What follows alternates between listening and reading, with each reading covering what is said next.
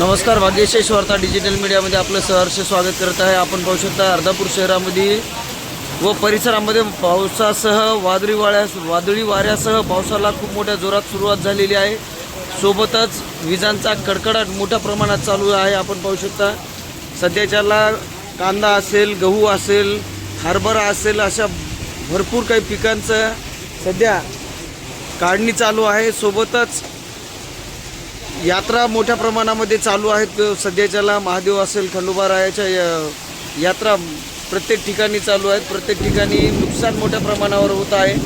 आपल्या परिसरामध्येही पाऊस आहे का? असेल तर प्लीज कमेंट करून सांगावं की आपल्या इकडं पाऊस आहे, वारा आहे, विजा कडकडत आहेत किंवा